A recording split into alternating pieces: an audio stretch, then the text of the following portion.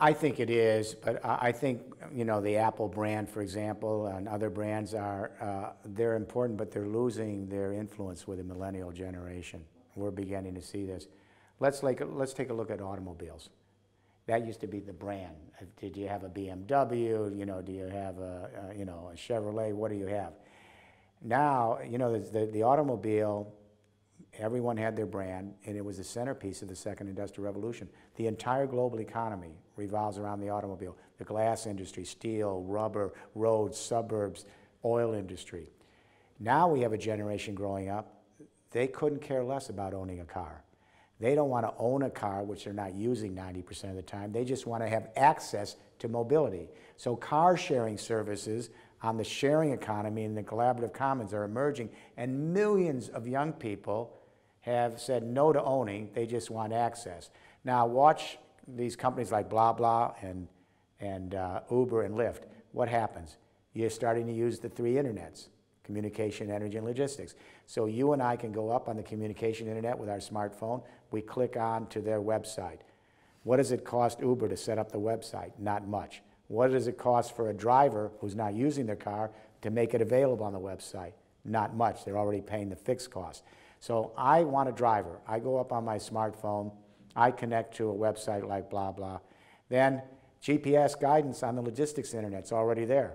So any driver on GPS can locate me that's within 3 minutes. We connect. Then I take my trip, and when I get to my destination, I don't even have to pay, because on my communication internet, it's paid through PayPal. So we already are seeing a younger generation switch from ownership to access. For every car shared, 15 cars are eliminated from production. So talk about the disruption to the recording industry in newspapers and magazines and book publishing from zero marginal cost. Imagine this. Larry Summers, with the former vice president of General Motors, he just did a study of Ann Arbor, Michigan. And what he found is that they could have the same mobility now with this super internet, even at the early stages, as they have right now with car sharing. And they can eliminate 80% of the vehicles and have the same mobility right now. Now, there's 1 billion vehicles in the world. It means that as we move these three internets in, communication, energy, and logistics, we don't need 800 million of those vehicles in dense urban areas. If the other 200 million vehicles are shared, those vehicles are going to be run by renewable energy, electric and fuel cell, that's already starting. That energy is near zero marginal cost. The sun and wind is free.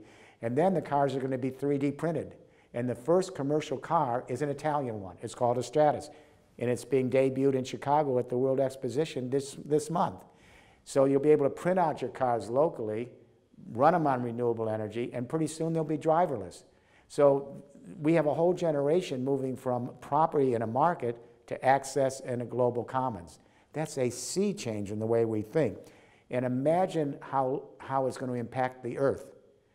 Automobiles use huge amounts of the Earth's materials, rubber, glass, etc., road systems. And then imagine also how much energy is used and how much CO2 is emitted. And we can now eliminate 80% of the vehicles on this planet, and the others can be run by renewable energy. So it's not just the recording industry and newspapers and magazines and book publishing and TV that's being impacted by zero marginal cost. It's the whole energy industry. It's the whole auto and transport industry. It's the whole manufacturing industry with 3D printing. This is a good thing. We're democratizing economic life. Everybody's a player now. Everybody's their own social entrepreneur. Everybody can produce and then share with others on a sharing economy on a collaborative commons.